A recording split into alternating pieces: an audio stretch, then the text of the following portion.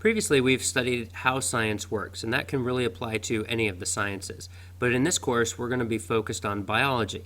So before we really get into what is going on in biology, we have to understand what biology is. If you break it down, you can look at the different parts of the word. And the parts of the word actually come from Greek. Bio means life, and logi means the study of. So when you squish it all together, biology means the study of life. But that's kind of vague. What does it really mean to study life? It means that you're looking at living things. You're studying their processes. How do they interact with one another? How are they able to function in the environments where they live? How are they related to one another? How are they similar? How are they different? So why even bother studying biology at all? There's actually a lot of different reasons why to study biology. When you go to visit the doctor, having a general understanding of your own biology and how you function is important as they start talking to you about health issues and things that may be of concern to you. If you don't understand how you function, then nothing the doctor says is really going to make any sense at all. It's important to be able to understand nutrition. When you purchase foods, you see these nutrition facts. What does it all mean? Why is it significant?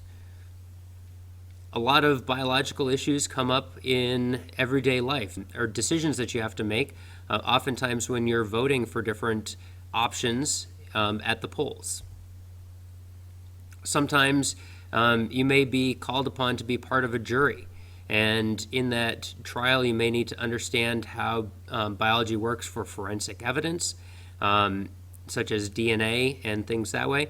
Or it may be a biological issue, something going on in the environment around us.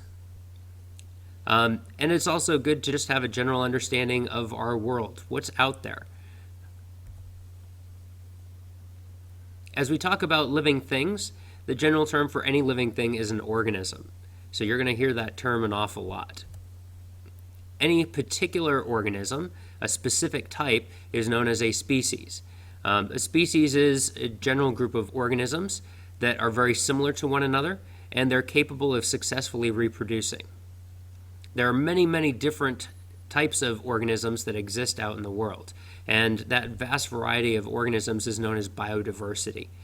So you can look at the biodiversity of our planet as a whole, or you can look at biodiversity of a particular location. It simply refers to how many different types of organisms, or how many different species, can be found there. To really understand living things, you have to know what makes something alive. And there's a number of important characteristics that are considered. All organisms have some form of organization, and there's two very important forms of organization. The first form of organization is with cells. All living things are made up of cells. Cells are the basic building blocks of all living things. All their processes happen within cells.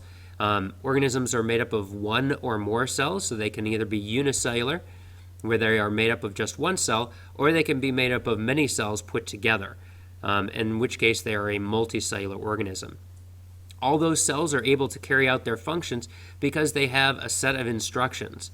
Those instructions are contained within the DNA. The DNA has all the instructions for everything that an organism needs to be able to do to function and survive written within that DNA.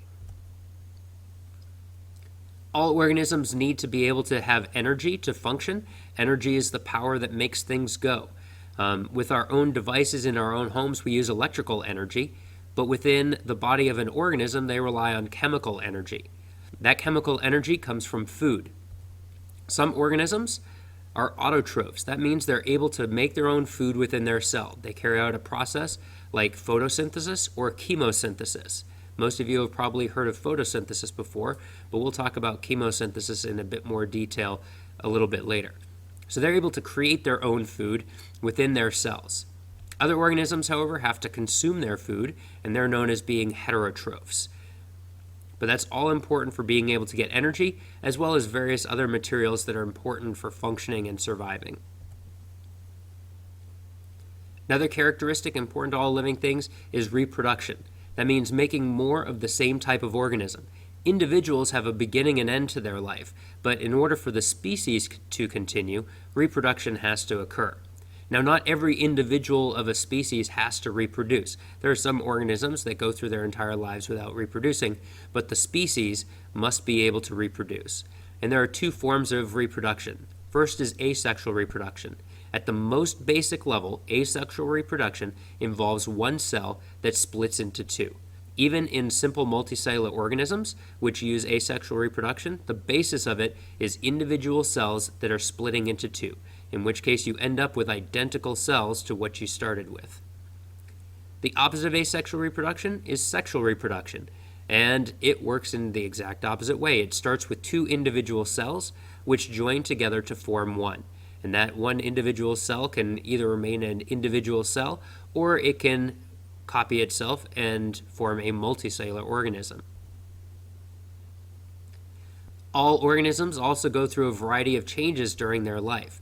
The general term to describe changes that occur during life is known as development. One of the most common and well-known forms of development is growth. Growth we typically think of as an organism increasing in size, and that's only part of what growth is. Growth is adding on new material to increase in size, add on new parts, or to replace worn out parts. All of those things are part of growth, but it all involves adding on new materials. And where do those new materials come from? From the environment. The organism collects those materials to be able to make use of them. All organisms also must be able to respond to the environment.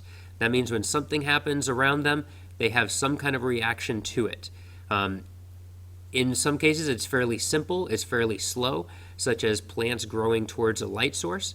In other cases, it might be much more rapid, like there's a loud noise and a mouse runs for cover. Some types of responses to the environment are important for maintaining homeostasis. That is, that they're maintaining the internal conditions necessary for survival. If it gets really cold, your reaction, even though you don't specifically think about doing it, is you start to shiver.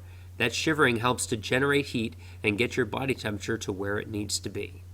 That's maintaining the temperature that's necessary for survival, helping you to maintain homeostasis.